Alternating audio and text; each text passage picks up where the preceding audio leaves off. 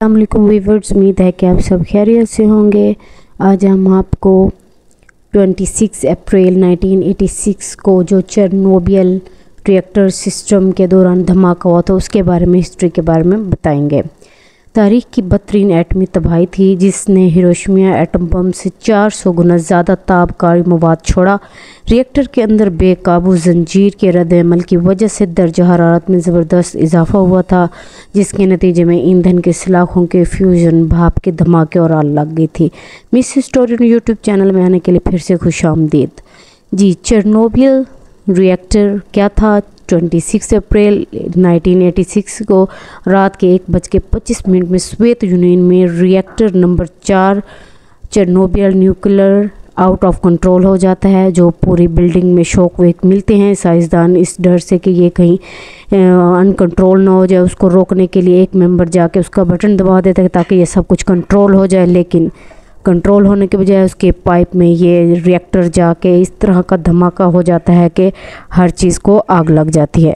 पस मंज़र 26 अप्रैल 1986 को रिएक्टर सिस्टम के टेस्ट के दौरान बिजली के अचानक अजाफे ने साबिक सोवियत यूनियन में चेरनोबिल यूक्रेन में जौहरी बिजली घर के यूनिट 4 को तबाह कर दिया था।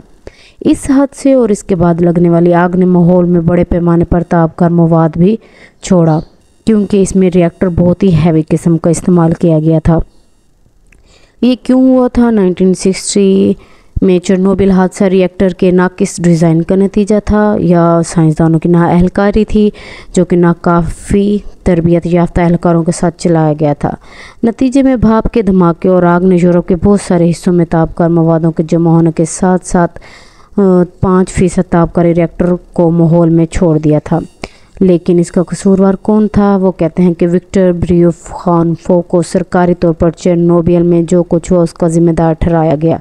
इसने प्लांट की तामीर और उसमें चलाने में मदद की थी। उसने एक अहम किरदार अदा किया था कि किस तरह रिएक्टर के धमाके बाद तबाही पर काबू पाया जा सकता है। इस बात पर इत्तफाक राय की गई थी कि आफत के चंद सेकंडों से महीनों में बिलतरतीब धमाके के फौरी सदमे और एक्यूट रेडिएशन सिंड्रोम से कुल तकरीबन 30 अफराद हलाक हुए।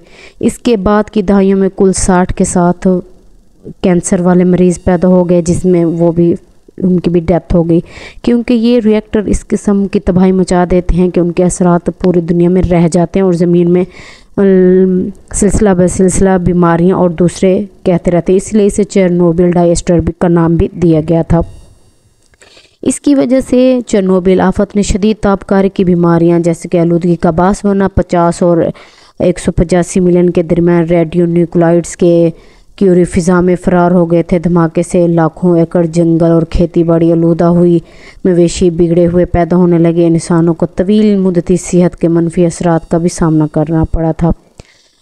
26 अप्रैल 1986 को रिएक्टर सिस्टम के टेस्ट के दौरान बिजली के अचानक इजाफे ने जो सोवियत यूनियन पर चेरनोबिल धमाका किया था, उससे उनकी वजह से उन्हें बहुत सारे मसलों का हल करना पड़ा, जिनकी वजह से उनका माहौल ख़राब हो गया और उनकी पूरी जो लेबॉर्ट्री जिसमें वो टेस्ट किए जा रहे थे वो उड़ गई थी और इसमें बड़े पैमाने पर जो माहौल में ताबकार मवाद छोड़ा था, इसकी वजह से बीमारियां और दूसरी किस्म के मुल्कों को भी काफ़ी पस मंज़र का सामना करना पड़ा था।